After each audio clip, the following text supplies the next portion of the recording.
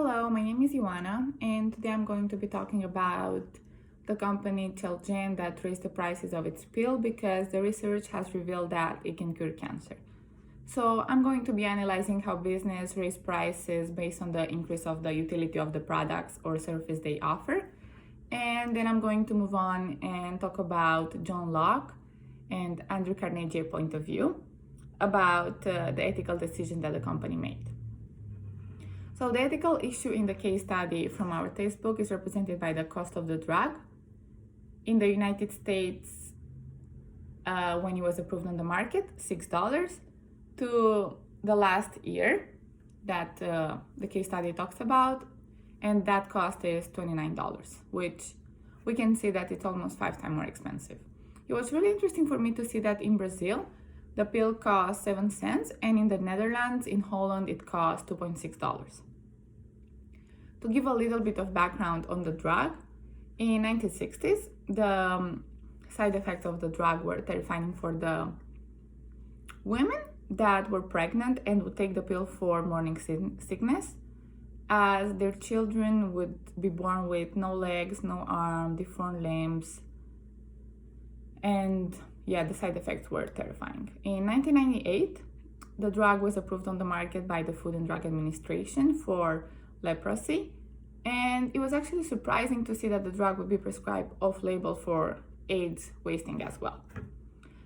At that point, Mr. Jackson and Mr. Barer had to make an important decision when they discovered the pill potential to treat cancer. So our case study talks about Dr. Barloggia that in 1999 reported that that pill was 50% more efficient compared to any other cure for cancer medicine. I believe it's important, before I move on, to talk about the company profits, because they kept reporting losses, and in 2002 they had losses of $100 million on revenue of $136 million. So at that point, the two men had to make a decision either to keep the prices the same, double or triple the prices immediately, or just make constant increases in the price. And they decided to make constant increases.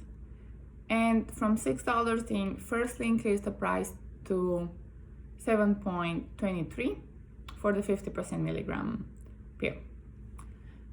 In the same year, actually, the medicine was still the cheapest on the market. And by the last year, the medicine was sold for $29, but it was still the cheapest on the market. It's important to know that the last year, the company had $800 million in cash and marketable securities, and Mr. Jackson receives $1.8 million in salary and bonuses.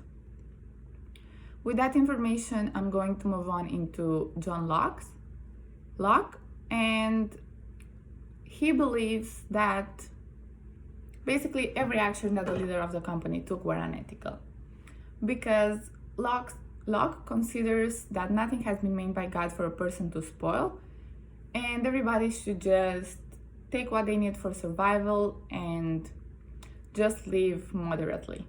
In this case, the salary of Mr. Jackson, $1.8 million, was a lot, was not worth having, and was more than enough for him to supply himself and his family. And John Locke says that no person should be tempted to have more than a moderate amount of what they need. And John Locke's way of thinking is that if everybody would just live this way, there would be no room for controversy of the title or for the right of others. So, for example, when they had to make the decisions about the price, according to John Locke, that discussion should never happen, and they should just discuss, okay, how much should we charge so we can just live, make enough money to live moderately. I personally don't agree with that decision, but I'm going to go in depth later in this assignment about my point of view. And I'm going to continue with John Locke. And he believes that everybody is equal title to the earth itself, And as much land as a person cultivates, plants, improves, and makes use of the product, that specific product is his or hers, of course. And people should only use products to improve the benefits of life, but they should also live as much as another can make use of. Moving on to Andrew Carnegie, who's on the other side of the spectrum, he believes that the society has improved because of the struggle for survival in the marketplace. And today the world is properly administered between the rich and the poor. The wealth is administrated well. I found his comparisons of today's world and the world back in the days about rich and poor interesting, because he mentioned that now the poor enjoy what the rich could not afford, and what were luxuries have become the necessities of life. So with this being said, Andrew Carnegie believes that the company Celgene was being ethical when they increased the price of the drug, because that gave him bigger profits, which the society is benefiting from those companies having bigger profits. It was really interesting for me to see the point of view of John Locke about competition and Andrew's Carnegie point of view. John Locke believes that the competition between the thalidomide and Velcade, the other cancer drug, the competitors, was unethical, and Andrew Carnegie considered it's actually essential for the progress of the race. And he believes that companies should choose to raise prices and fight with each other to bring more values to the customer, and because that benefits to the condition of the race, which at this point it's better than it has ever been. Andrew Carnegie also believes that we should all try to accomplish and achieve as much as we can.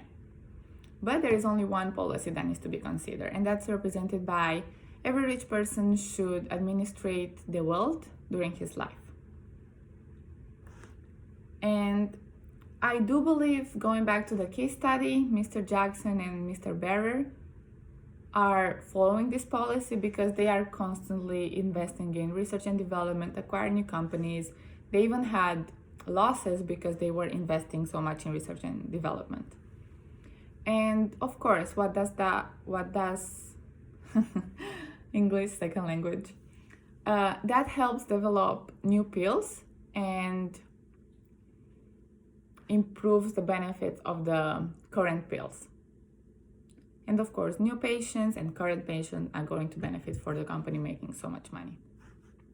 One example is mentioned above in the assignment, and is represented by San Diego Cancer Research Firm. So moving on to my point of view. I personally agree with Andrew Carnegie's point of view because I believe the increase of the price was ethical, as it benefits the new and current patient. To give a current example, I believe that Amazon, by being such a big company and earning so many trillions of dollars, provides us, the customer, more and better products at faster deliveries. So when I first started this class and I had to purchase the book, I went on eBay and they told me it's gonna arrive within 3 weeks.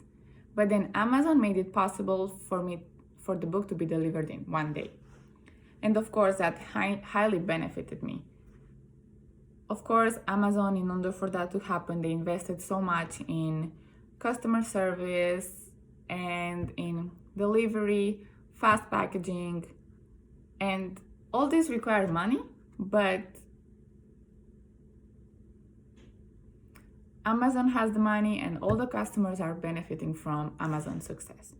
So in conclusion, I believe that the company didn't make any unethical decision by increasing the price, also taking in consideration the fact that their competitors, Velcade, had bigger prices and even lower benefits than them.